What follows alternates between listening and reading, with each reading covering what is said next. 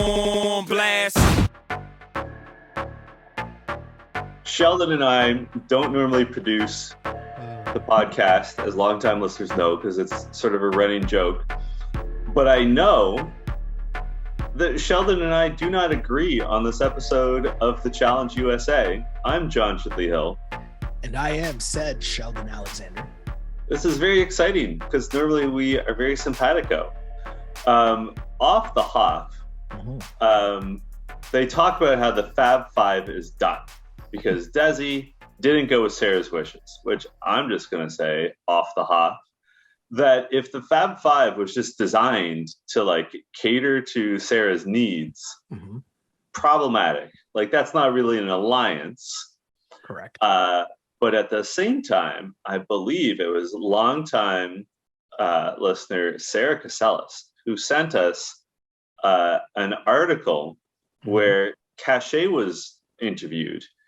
And she said that the Fab Five was never really a thing. They just like one day when we saw them, when they were on the boat and they had drinks and like they called themselves the Fab Five. Like it was just like you know how sometimes you make up a joke for like the day? It was like one of those. It wasn't a formalized alliance. It wasn't anything serious. It was just, oh, look at us. It's five of us and we're fabulous. We're having mimosas. Like it wasn't a serious long-term thing, you know, like you and I. How we can tell that? How? Because we watched the last episode. That's true. And it was blatantly obvious that this was not a real thing because as we discussed, we were just watching how they were interacting during that last episode. And you could tell just like, this isn't a thing, right? Like, I mean, Sarah's Desi and Justine were never in on their plans to begin with, really. It was really just Sarah and Kayla, right? Yeah. Absolutely insane. Absolutely insane. Yes. Comments. Do you have any comments here? I do have some comments. This from the YouTube page again. Like and subscribe wherever you get the pod, of course. Send us your comments, rate us, review us, all that other fun stuff, wherever you happen to be listening. And got these comments on YouTube. Always great conversation over there. Here we go. It says, just to add to the Leo thing, I will say that production seemed to have fun taking a piss at a Leo with his edit. So I actually see a situation where they chose not to protect him with the edit and make him look even worse. Also, John unpacking the professional athlete wife thing is hilarious. My stomach is hurting from how hard that made me laugh. That's nice. Thank you. Another comment to that just says, stop dry snitching. Which I found funny. That's pretty good. Another comment. And while I hate how Sarah acted in the daily, I could understand her frustration with her alliance for not being smarter about making sure one of her ops and biggest threats, Angela, didn't lose. Even if they wanted to win, it should still be a priority to make sure that at least one of the two girls they are not aligned with doesn't go in. And Sarah's competitive pedigree comes from her being an athlete IRL. She does extreme marathon and I believe some MMA. Not sure what else she does, but apparently backs it up everywhere else but reality TV. LOL.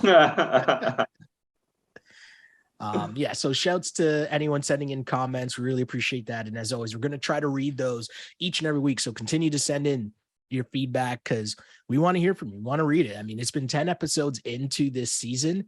And I don't know how often we've disagreed on an episode. And I don't even know if we fully disagree on this episode. Because I just think, what I said, exactly, time will tell. I will say, though, the first thing I wrote down was Benzo is dead. Dun, dun, dun. Not just a Fab Five was done, but it appeared as if, looking at this episode, things were going to hit a snag, right? Yeah. And you could tell that because there's a lot of talk going on about who should go in, what are the alliances. And early on, we get Angela's theory of saving. And if there's something I skipped ahead on, you fully free to let me know. But Angela's theory of saving the best people that you want to be partnered with towards the final. I thought that was very interesting because it showed us a template of what was going to follow throughout this episode. And one thing we didn't get was Ben's honest thoughts against that.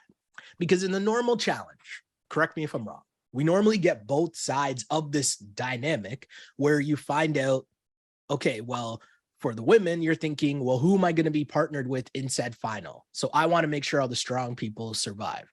But if you're looking at that viewpoint from the men's perspective and you're talking about the men are thinking, let's keep the weaker people because I want to go against those weaker people in the final. But we never really got that said. We'll get there though. We'll get there. We'll get there. Said it once, but it was under duress. Exactly. What did you make? I need you to give me a full breakdown of this daily challenge because I'm not going to lie to you. Daily. I thought it was really good, but it was poorly explained. It was poorly explained. So basically, they have to go across a pegboard, which is sort of a standard CrossFit gym accessory. Mm-hmm. There's two twists, however. The first is that's on the side of a moving truck. Classic challenge stuff. I guess as about 3 years ago, they're like, hey, falling into water, that's old and busted. Being on the side of a moving vehicle, that's the new hotness. Yeah. And the other twist is that before they go across, they have the opportunity on sort of like a scale model to place where they want 6 pegs to go. Mm-hmm. So like you're sort of expected to plan your route in advance. A lot to unpack here. Tyson and David are the first 2 to go. And they both place all 6 of their advanced pegs, we'll call them, at the beginning. Mm-hmm. David definitely cribbing off of Tyson's sheet. But like, can I ask you something? Yeah. Right away, before you even saw what they did you have a strategy going into this? I did, and it was sort of, people aren't going to believe me because I'm in this after I watched the outcome. But like, I mean, you and I were in gym class together, so like, mm-hmm. You can speak with authority on this. The thing, like, I have always struggled with upper body strength. Okay. So whenever it came to like rope climbing, my thought was you gotta like secure the rope with your feet and then basically like inch up. And like with a pegboard, it's much easier to stand on a peg than it is to hold up your body weight with a peg. So my thinking was, like try to guess how far, like the maximum distance you can have the pegs apart. Yeah. And have them to walk on. Because like one of the keys is you're disqualified if you fall off the truck. Mm-hmm. And like obviously disqualifying is a disaster. Yeah. So at the very least, like if you can just take 6 steps on pegs and then just stand there and ride it out, mm-hmm. At least you're probably not going to be last. Totally. I totally agree with you. And I think a big part of that as well is realizing the strategy that you need right from the get-go and understanding what you said in terms of the body strength, upper body strength versus, like having to rely so heavily on the upper body strength is going to kill you on that, right? You're going to get tired. It takes a different form of athlete, a different kind of athlete to be able to do that. So to maintain your balance in terms of walking across makes a whole lot of sense. But regardless of all that, you had a great idea. Angela had a great idea. Even Desi, shouts to Desi, who, under the radar went the second furthest by a lot. But yeah, I felt bad for Tyson and for David because having to go first in any challenge, right, mm-hmm. is such a difficult task when it's about strategy because you are the guinea pig. And yep. I get that Tyson going first, people thought that he would do really well because it seems like a thing that would be right up Tyson's alley, but he struggled. And I'm going to mention this a lot throughout this episode, but this made me really yearn for the real challenge. And the reason why is because in a situation like this, we would get so much more of a breakdown of the strategy aspect of it. right? Mhm. Like so much of the conversation of the rest of the teams or the rest of the contestants standing on the side and watching and critiquing and saying, no, you're not supposed to do that. They should do this. Or, oh, I see. Like you just get so much more of that banter or that chirping or that, you know, even teamwork, you know, of someone trying to help or like tell the next person before they go, hey, do you see what that person did? You need to do that too, blah, blah, blah, blah. Like whatever it is. But just that dynamic is such another layer that made me yearn for the other challenge. Again, I like this show. I appreciate what this show is, but knowing that this different world exists still pops up every once in a while. Do you know what I mean? First of all, great use of the word yearn. I'm very impressed. Second of all, one thing I totally agree with what you said, that like challenge veterans would be much more strategic. And also something I miss. But I'm not saying that it didn't happen. I'm just saying there's no, because it's an hour, you know, they don't show it. Right. Well, the other thing is that I miss about like older seasons of the challenge is it used to be like, I mean, as you know, Fresh Meat 2 is my favorite season. And it became a really big deal of whoever won the previous challenge would get to determine who goes first on the next challenge. Good call. And that is a nice twist that would have, and like they said, like Tyson was pretty like salty that he had to go first and like everyone learned from him. But like it used to be a strategic element of the show that people really were like, oh shit, I do not want to go first. Like if I can trick someone else to go in first, like let them be the ones to learn. The other thing that no one spoke about, but like I just assumed, was like a pegboard is hard because like eventually your muscles start to give out. But what would be even tougher about doing a pegboard on the side of a truck is it's already shaking. So you're already making like adjustments, and you see them like struggling to get the pegs in because the truck is moving, right? Like the hole is moving as they're trying to stick the peg in. So like, and I'm going to say this for the elimination too. Great concept for a challenge, but like I'd like to have seen it with a different cast.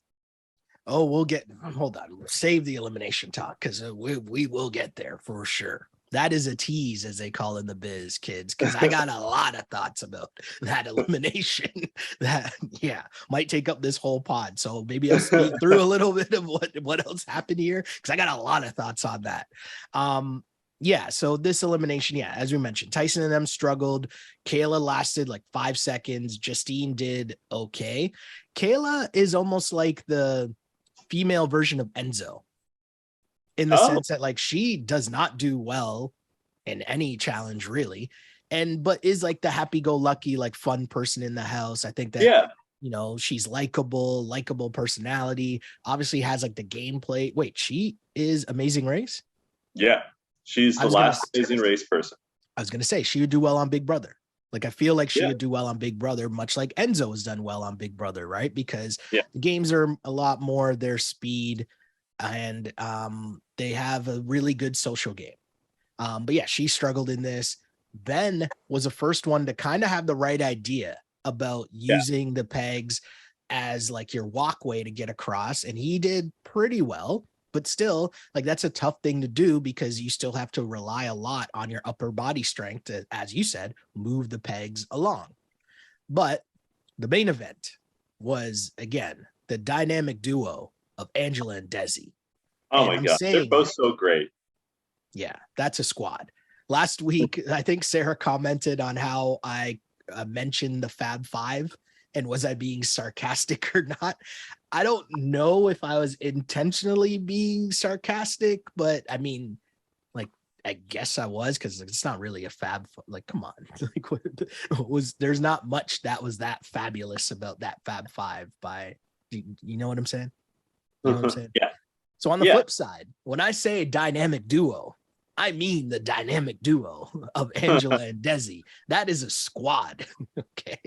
And they, in this challenge, first off, I don't know if they discussed it ahead of time in terms of what the strategy would be, but Angela made that look easy, right? And mind you, the way that it was shown to us, they went last. So you have the benefit of seeing everyone else go, see what works, see what works best for you. But also, we know Angela's a beast. I Yeah. felt like everyone anticipated her to do a really good job. And I felt bad for Desi in the sense that like she was right there at the end as well. She just going against Angela, right? So she didn't really get the love or the hype that she probably would have if she was going against someone else. But those two went by far the furthest, no? Oh, absolutely. They crushed it. And like we can say, oh, well, they got to learn from everyone else. But sure, but the rest didn't really learn that much. Like Ben sort of started to figure it out, but like aside from Tyson and David, no one like there was no one who like really like put themselves like the very next people to go were it was certainly Sarah. I forget who the other one was. Maybe it was Kayla. Mm-hmm. But they did nothing to like really improve upon the formula that Tyson and David did.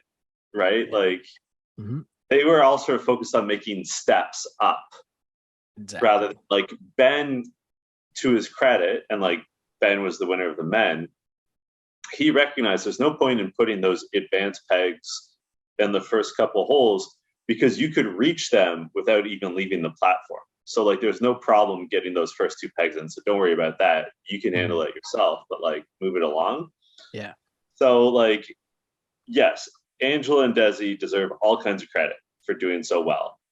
But like the rest of them sort of deserve no credit for not being more creative and like advancing things Yeah. better. Like it's and like to again compare this to like OG challenge, regular challenge, challenge classic. It's a different vibe where you have people like West, like Johnny, um, like Kara and Laurel, who are always trying to think of, okay, how can I break this game? How can I take advantage of a situation? How can I think outside the box to beat this? Because like on almost every single one, there is a wrinkle that you can really exploit. And like it's clear that the advanced pegs were the key. And really only Angela and Desi truly took advantage of it. Ben did too to some extent. Yeah. Yeah, I thought it was very interesting. And Ben, as you mentioned, wins for the men. Angela wins for the women, as mentioned. I really feel like they should have just done it differently this week and said that Desi and Angela were the two winners because of how well they went. But hey, again, it's dynamic duo. The men's loser was David. Yeah. And I will say, I didn't even realize who actually did lose for the men. Like, I was waiting for the announcement because I really wasn't sure. I don't think I was paying attention. Once it was established that everyone was doing poorly, it was kind of Yeah. just like everyone was the same, right? I didn't really notice how good or bad the other dudes did. But what happens is this sets up one of the more interesting deliberations that we've had so far this season. And the deliberations have been more boring for the most part, I want to say. But this one, because first off, David comes in just blazing. He's like, whoever I'm going in against is going home, but says he wants to go after Dom or Tyson. And I found that interesting because I didn't get like the reasoning of the people in this house are still very weird to me. Right. So Dom, I'm thinking you would go against Dom because you think he's a weak competitor. Tyson Yeah. is not a weak competitor, but you want to go Oh. after Tyson because he has a lot of money, because you think that he's weaker. I get like physically weaker. So maybe if it's a physical challenge, you could take him. But just that dynamic of the two people that he wanted to go against I found that really strange. Listener Julia Lamana says, did anyone remember David was on this season? And then she had the crying, laughing faces, especially disrespectful. And I love it. Thank you, Julia. He was just as forgettable as in Big Brother, like zero airtime. LMAO. I agree. David is perhaps the blandest of any reality TV person. And I know we've had some hate for him in the past. And like, I want to say, I'm sure David is a fine person in regular life. I'm sure he's a good brother, partner, son, neighbor, you name it. He's just a very regular person, and there's nothing wrong with that. There's nothing wrong with that. But like, I don't want to see regular people on reality TV. You know what I mean? Like, I'm here for weirdos and like psychopaths and like whatever you want to describe Enzo or Leo as. I guess they're both weirdos. There's room to be in the middle though, right? And like David just wasn't a part of this show for like 4 episodes, right? And that's just weird. However you want to slice it, whatever the reasoning is, because he's really nice or really normal. I don't know what the reasoning is, but you could still be like, I don't think that, Angela is abnormal. I don't think that Desi is abnormal. I don't think, you know what I mean? Like they seem like normal people and they found ways to not disappear for like 5 episodes. So I don't know. I found it really strange that all of a sudden David was gone, but I mean, he comes back in trying to make calls. And I think the funny part that is lost on a lot of people clearly in this season is that you're giving your opinion on who should go in. You don't really get to decide who should go in, right? So it's cool. Has anyone gotten who they requested? Not off the top of my head. Well, most people also went the route of not saying who they wanted to go in, right? So we had a bunch of episodes like that. But I had a thought about this whole conversation about Enzo and Dominic and Tyson and David and who do you want to run a final with? And the subtext here to me is that everyone in that house is scared of running the final. So they're like, if you think about Challenge Classic, regular challenge, like you said, they're often thinking like, I want to go against shitty people. Like I want to go against people who can't run. And like, sure, we might be paired together, but whatever, it's just one leg of the final. But these guys, like Angela, who is dominant, she is clearly the best woman in the house, yet she's still scared to have even a single moment of weakness, ignoring the fact that if they're rotating through, like partners, Sarah and Desi will also get paired with David or Enzo. And also, which brings us to another. But no, I'm with Angela there. I'm with Angela there still. Because I still think like you don't want to run that risk because it's not only having the weak partner in the final, it's about when you get said weak partner. So that could be like the double whammy. You could get the weak partner just at the worst point as well. And that could cost you. We have another listener question, which I'm just going to say before I read it. I love the entire premise of it. So this is Mona. Mona says, if you and Sheldon were women on the challenge, I'm just going to pause there for a second and let that sink in. Would you rather run a final with Enzo or David? Because to be honest, I think I prefer Enzo because I feel like David just hasn't done anything all season. And even on previous shows, he just never did well. Do you know what my actual answer would come down to? I don't remember David's swimming ability because I know for a fact that swimming will be. Oh, well, I guess I don't know for a fact that swimming will be. I have to assume because you always assume that swimming is going to be in the final. I would assume that if you had to guess off the top of your head, 80%, 90% of the finales have included a swimming leg? Yeah.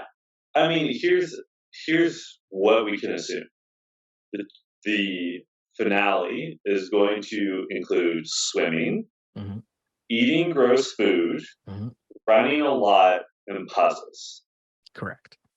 So with that said, it comes down to, Enzo's strength at everything else. I think like Enzo's strength in this game, I think, is a social game.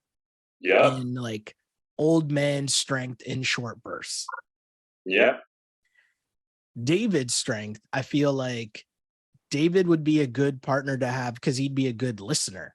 Like, I feel like if you were egging him along, or like telling him what to do in a puzzle or in a certain situation, he would be a good listener. Enzo, I think, would be too, but I feel like Enzo, clearly they both would gas out. as we'll get to. But I feel like Enzo, I feel like David in most situations would still be a better person to run the final with than Enzo. I feel like Enzo would gas out and like not be able to run up a hill, whereas David, I feel like he probably just needs a motivation to do so. We're not talking about something that I think we need to address. Okay. And that is, I feel like both Enzo and David might bring an intangible to eating gross food. Okay. And the question is, which one do you think would be better at eating gross food? Because, like, Probably Enzo, I think. but like, I mean, I have you don't know seen it? that. He's like a little precious about food. Like on Big Brother, like there was the scene on Big Brother All Stars where he was talking about how much he loves tea, and he has to have his tea like every day, which is great. Like I just love Enzo as a person. Like he's so quirky Yeah. and relatively harmless. But there's a scene where he doesn't know what a kettle is or how to use a kettle. He always just boils his water in like a pot and then pours it into his tea mug. Yeah. And I don't know that he's going to be so great at eating weird foods. But that said, I still would pick Enzo over David because I feel like Enzo is sneaky smart. Like I feel like Enzo is a more intelligent person than David, and like he doesn't articulate himself well. Yeah. But he is smart, and we will see that in the elimination. But he has a certain cunning to him that I feel would apply well to like if you encouraged him to like game out a game. Like in Big Brother, he actually won a lot of competitions that were puzzle based. Like they had like a chess style game, which he won. And it was like a key. It was like the final three. You know, like who's going to be the final head of household. Like he won And that. that's huge. Yeah, like he has a gear in that respect that I don't think David has. I think David is more just not even a presence. He's just there, you know? Yeah. No, I totally get what you're saying. And I think one thing to remember as well that I found very interesting, and it's just what they showed us, but I felt like most of the women in the house also wanted Enzo up out of here. Yes. Like none of them seemed like they wanted Enzo in the house still. And I think that's very telling just based off the information that they have. Because I think they all don't have that information that you and also what we were talking about just in terms of what the challenge is, the challenge finale is, and how important puzzles are, because puzzles are the great equalizer, right? So that's why CT's such a killer and so successful, is that he's so good at puzzles that he might not be the fastest, but he's like average, but he can just skip ahead on a puzzle. Yeah. So the women in the house don't have that information, but they clearly are on the side of getting Enzo up out of here. And the Ben Angela dynamic was very interesting because we didn't get a lot of Sarah in this episode, but the Sarah like chirping from the bleachers of like just critiquing Ben's friendship or newly formed friendship with Angela was outstanding. But this Angela Ben thing, let's break this down because to me, they're at a disagreement, right? Ben wants to put in Tyson or Dom, but really Tyson, he just doesn't want to say it because he knows it's not realistic. And Angela wants to put in Enzo. And they're at odds about this, right? Ben says that Enzo is a no-go for him, and Angela says that Tyson is a no-go for her. To me, the problem is Ben agreed to this whole alliance thing when he didn't have to agree to it. No. So now when Angela is just saying, hey, like the plan all along was a survivor, guys, and the only guy left who's a big brother guy is Enzo. And that was the plan from the get-go. So Ben had to understand that at some point he'd have to put in his buddy. Like, I don't understand. And then to get mad at Angela when she and everyone else set the boundaries from the jump, now he doesn't want her to send in her friend Enzo or his friend Enzo. And really, it's just because he doesn't, like, let me ask you this. Is it because he doesn't really want to go against Tyson and that's why he thinks throwing in Tyson is a better move? No, I don't think so. And this deliberation is where he says, I'd rather, it's sort of like a half-hearted argument, but he says, oh, I'd rather go against people who are less strong. Oh, But, okay. but like he says it once, and like it should be, to your point, if he was serious about that, that would be his lead argument. He just doesn't want to betray Enzo. Yeah. And like he's committed to this, and like it's interesting how wrong-headed they all are. Like when David and Enzo are also friends, and when Angela tells David that, yeah, we're sending in Enzo, David gets very upset. He's so mad. He's so mad, but also he's like, it's a survivor's game now, like as in the series, the show Survivors running the house. My guy, where have you been? Like, have you not been paying attention? First of all, the show-based alliances sincerely ended like 3 episodes ago. Mm-hmm. Right? Like that out the window. As soon as Tyson turned on Sarah, 2 Survivor people, and Ben, essentially, although Ben's somehow now backing him again, essentially, like that's out the window. Like people aren't like, oh, let's get those Amazing Race people. There's only one Amazing Race person. There's only one Love Island person. Like, what, 75% of the house is Survivor people now? Like, get with the times. Like, catch up, David. Like, we'd love to see you. What's happening like right now?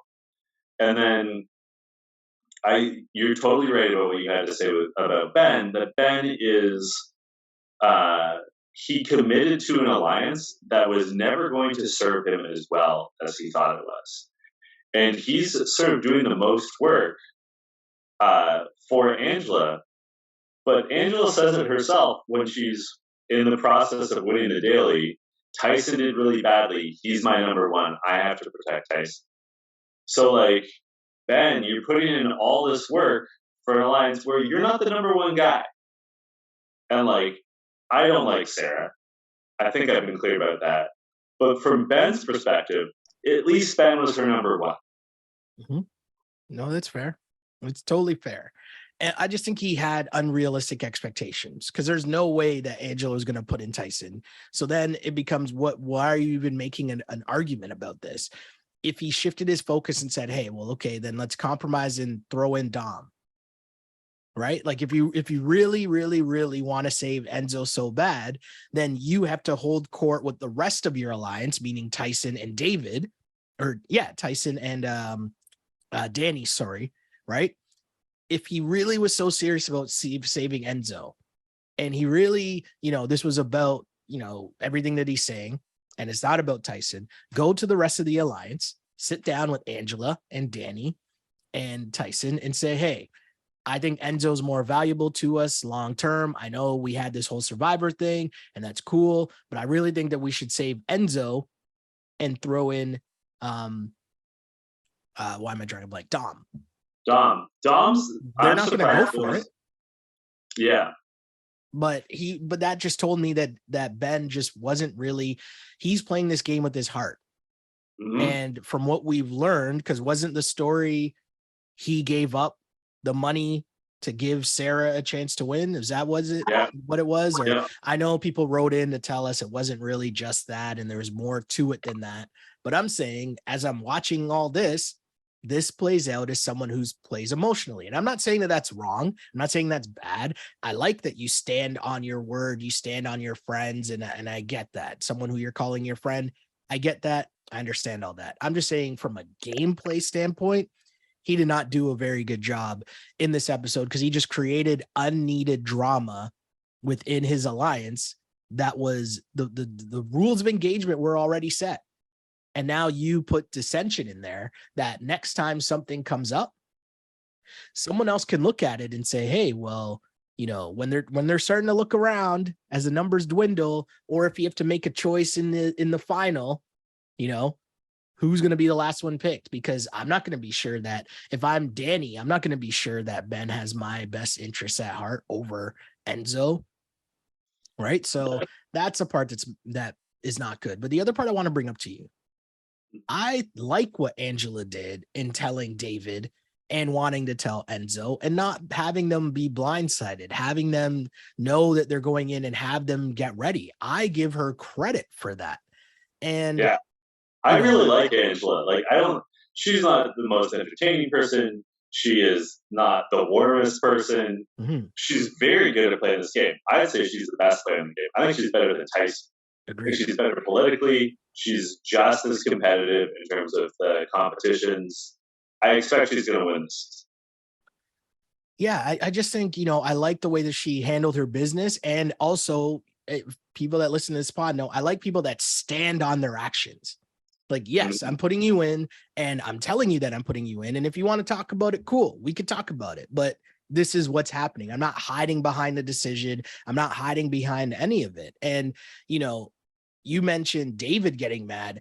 Enzo also gets mad and he's calling Tyson Jesus and saying he's already won $1 million and how Enzo's already been in twice. And Enzo's going on and on with this rant. And I just like, you're making yourself look even more whack, right? Like, just take it. This was a decision that's made.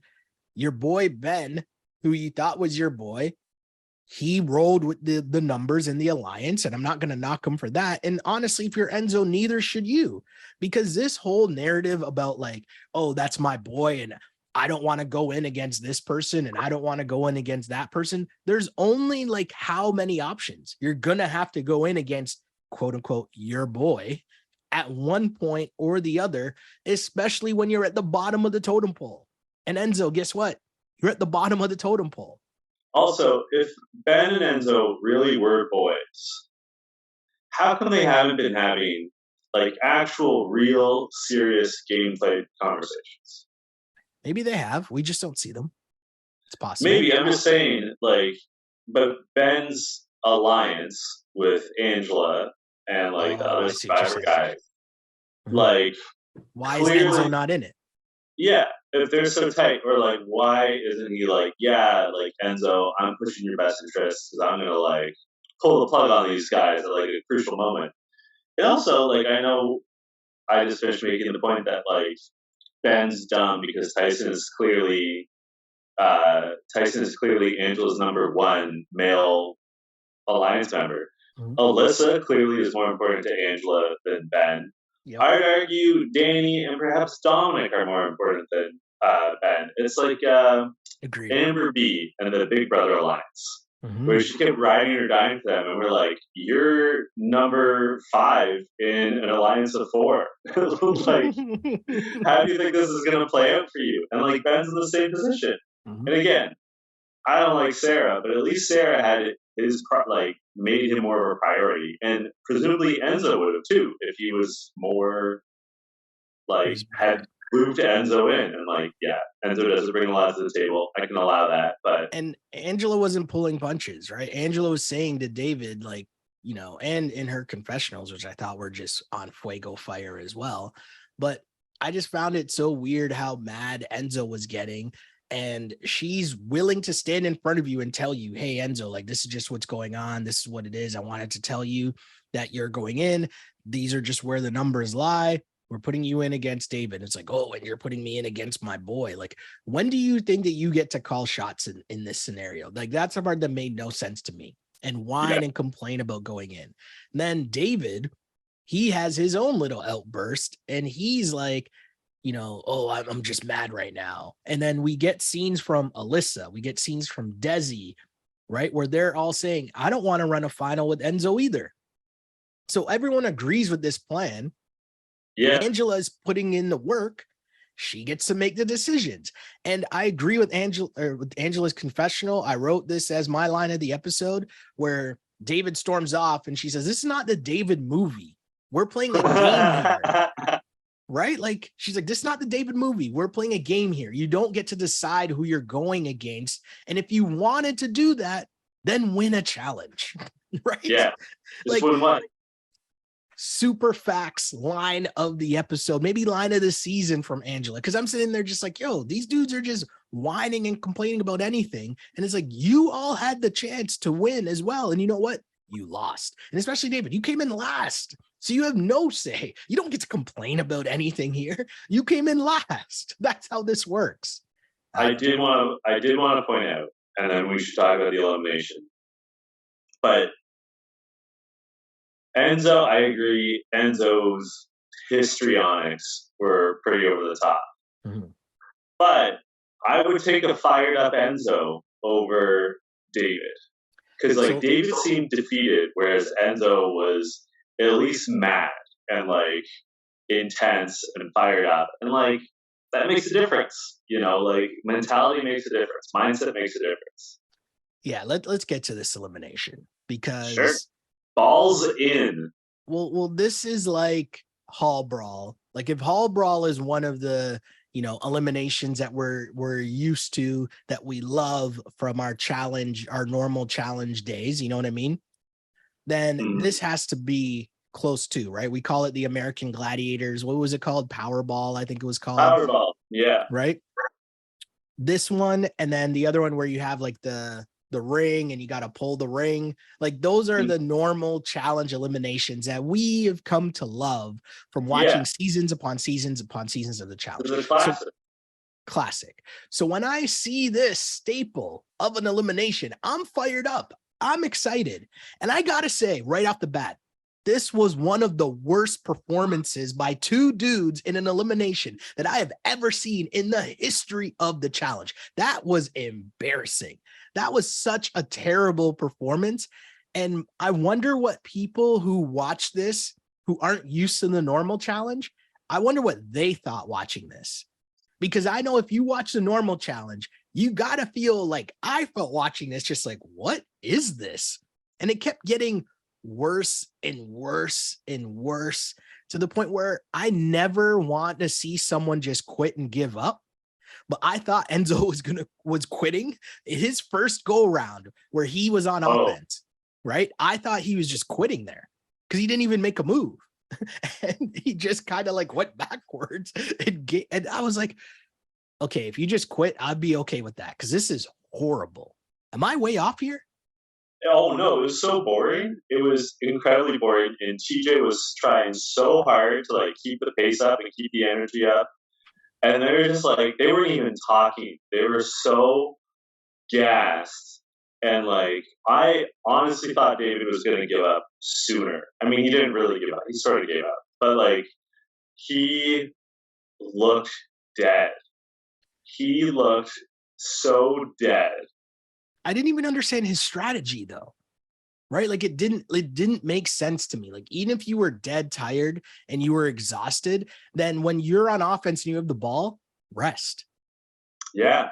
Because clearly neither of these guys have ever watched the actual challenge, or dare I say ever watched American Gladiators to understand how this thing actually works, right? You got to run around, make the guy chase you, make a deke, or like what the normal thing I write down is, because at the very beginning of this, right? At the very beginning of this, Danny says, this is about whoever puts their friendship to the side.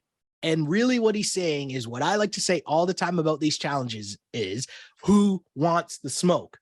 The problem is neither of these dudes wanted the smoke. And that's what made this so pathetic. I am going to stop you right there. I think Enzo wanted the smoke, but was strategic about it.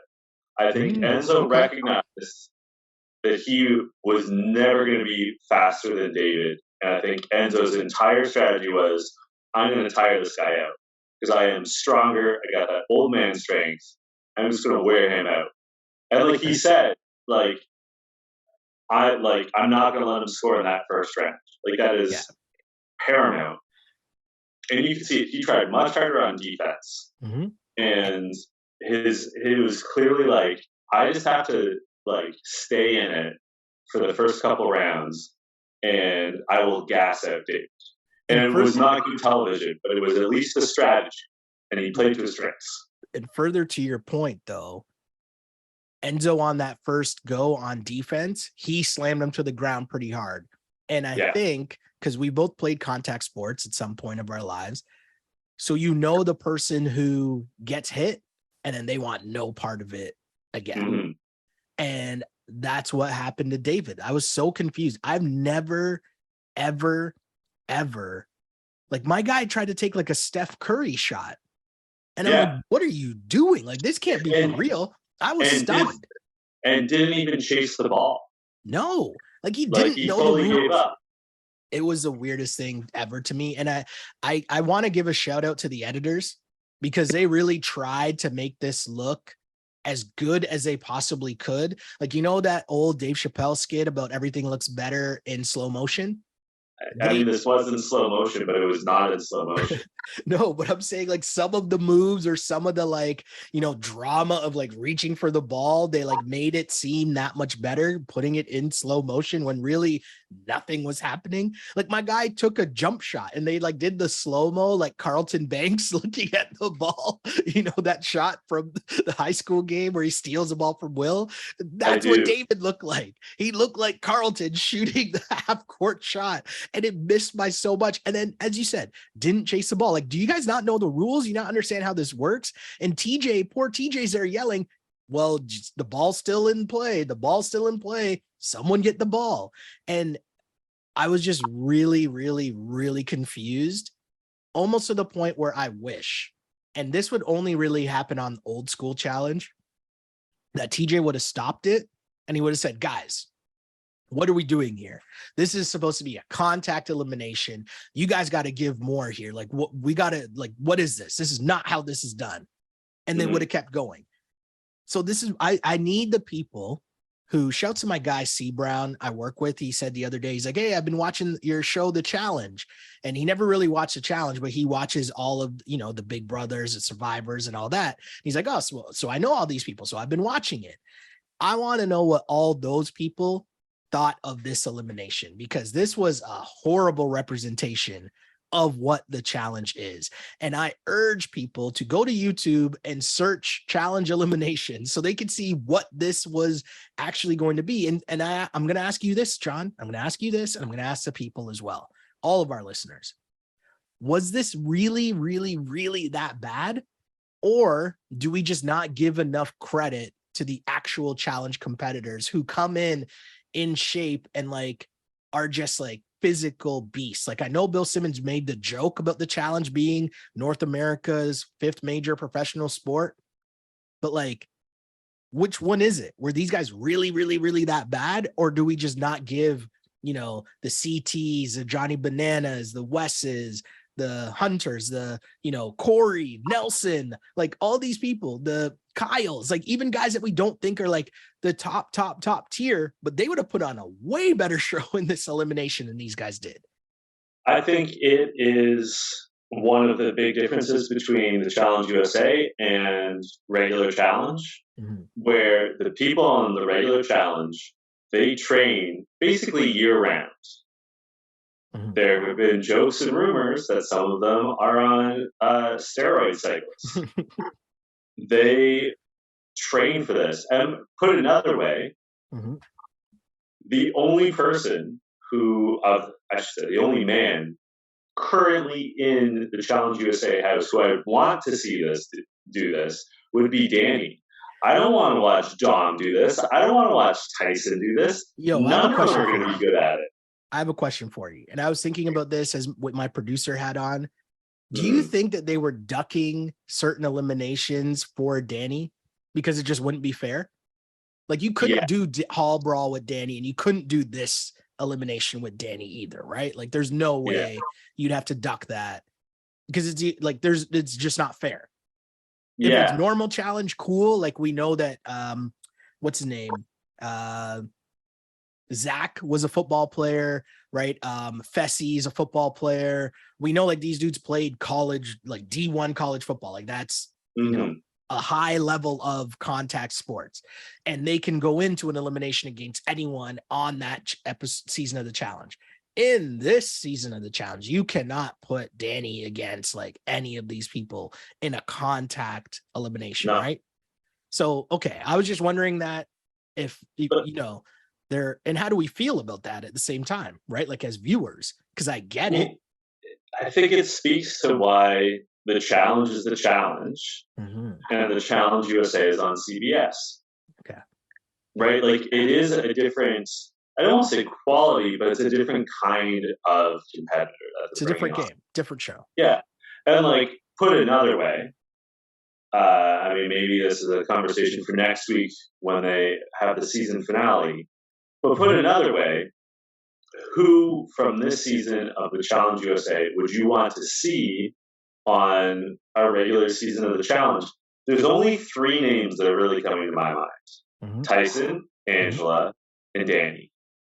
I think Sarah could hold her own. I think Sarah could do okay. I don't think she'd be one of the best women in the house, but I think she would.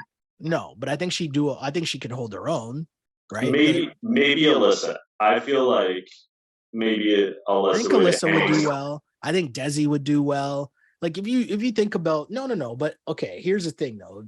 Sometimes if you go, like the challenge isn't all about, like Ashley is scrappy. That's what makes Ashley really good. Ashley is not like a physical, like strong competitor, right? Like it's not all Laurel and it's not all Jenny.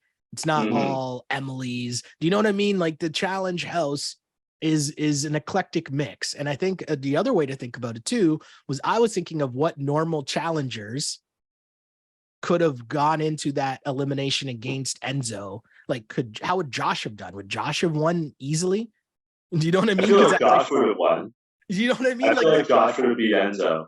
But think about that statement, right? Like anytime Josh is in anything, we're just like, oh, okay, this is going to be terrible. But put it another way, like we can call up the last cast of like the regular challenge, not Challenge All-Stars, but like a regular one. Yeah. And I feel like 90% of the cast would have had little trouble with either Enzo or Dave. So then my next question to you. What do you make of Enzo's celebration on the way out? It was perhaps a little too much. I mean, let's put it this way. We really got on, Sarah who did like the throat slashing. He didn't do throat slashing, but like it was too much. And like the only thing that like made it better was, you know, he says like, "Are you scared? I'm back in, yo. I can't." And then he goes, "I can't believe I just won." Like that balance made it better. And then like, so this is my line of the episode is TJ congratulates him and he goes, "It's a good thing you're good at eliminations because the challenges, not so much." That's the TJ I'm here for. And Enzo goes, "I'm a night guy."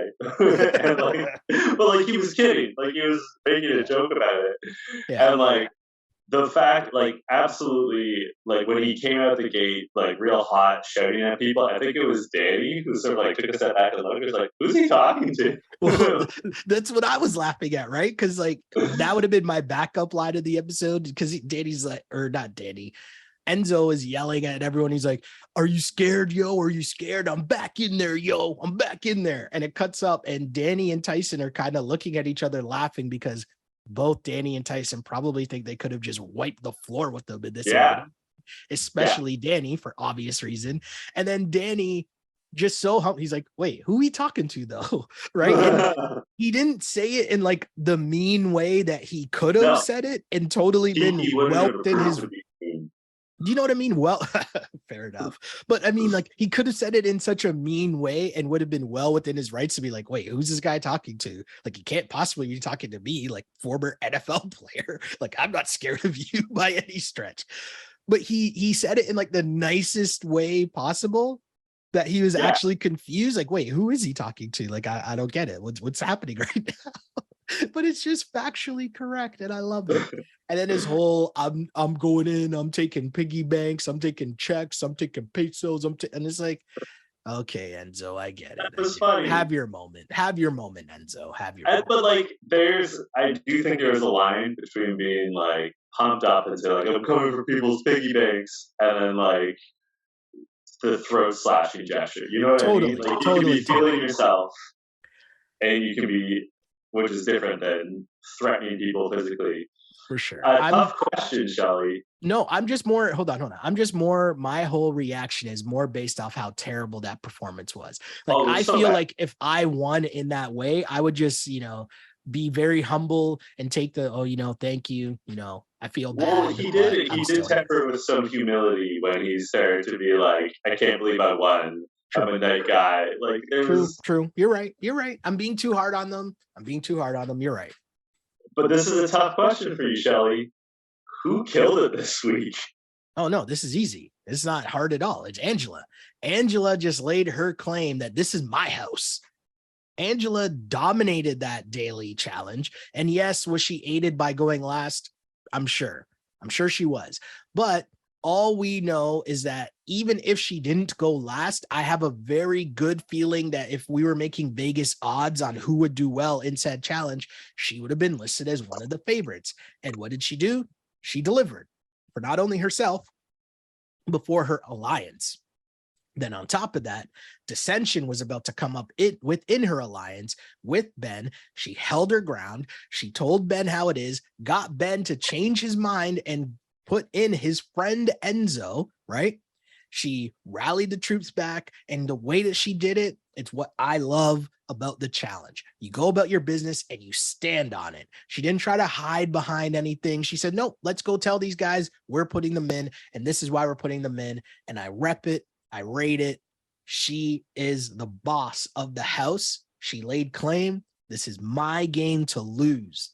She killed it in this episode and has been killing it this whole season. Angela, you're the MVP. So everything you said is true. I can't disagree. But I am a contrarian by nature.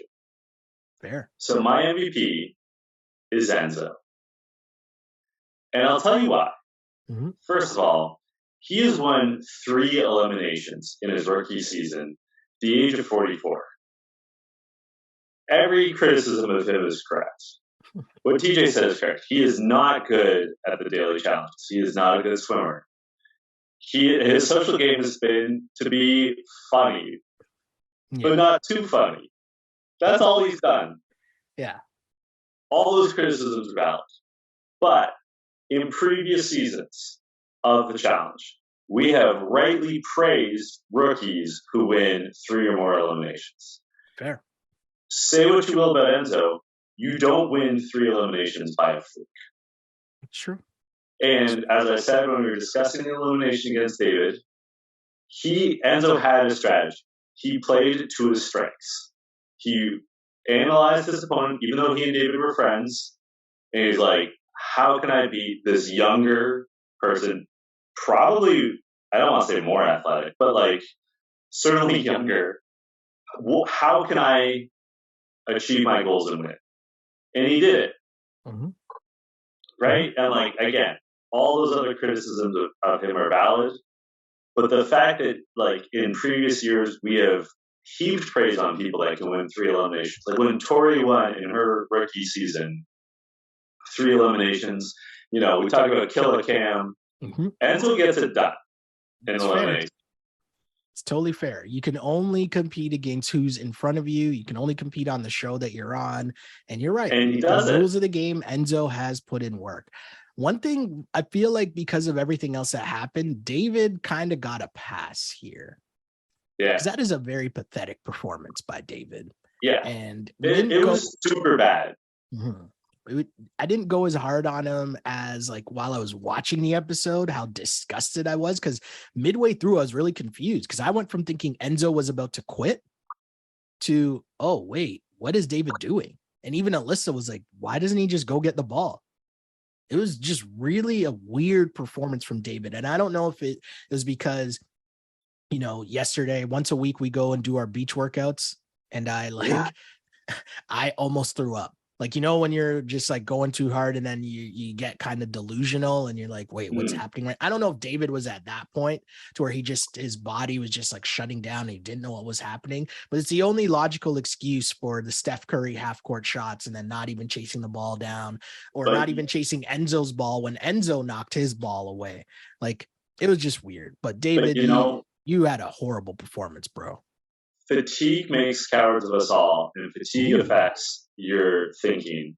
And you could see that early on within the second round. You could see David was not thinking as sharply. Yeah. To your point, well played. like, Well played. Enzo's ball was loose, and David was still like playing the man, like even though he had positioning. So again, it seems like Enzo had a plan and he stuck to it. Yeah. And it worked. Well played. Well played. He's moving forward. It seems like he's going to see the final. Will he win? Almost definitely not.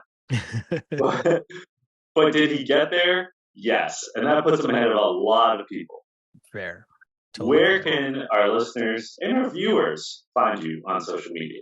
You can find us on social media. You can find me on Twitter at Shell Alexander, on Instagram at Sheldon Alexander, and you can like and subscribe to the pod wherever you get your podcasts.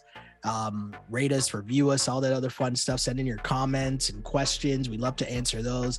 Like us, bless us with the like. If you're watching this on the YouTube page, bless us with a like. If you happen to be watching this on the Twitch page, which is up now on Twitch, on Blast Podcast, I'm pretty sure that's what the Twitch channel is. But if you happen to come by us there as well, bless us with the like, bless us with something. You know, that's how you support the pod. Just a like, it's a click, it takes 2 seconds. No biggie, right? No big deal. How you Costs doing, you nothing but time, and not that much time too. Where can the people find you, my dude? They can find me on Twitter and Instagram at jchidleyhill. I like to give people a preview of what I'm writing, so they know, so they can expect, they can temper their expectations. Going to be reporting on lacrosse today. Okay. And then next week, so like leading up to the finale, I'm covering the Toronto Blue Jays. So if you're a baseball fan, especially if you're a fan of the American League East, the Blue Jays are in the hunt, and I'll be right there. So stay tuned. Until next week, this was You Killed It. You killed it. On blast.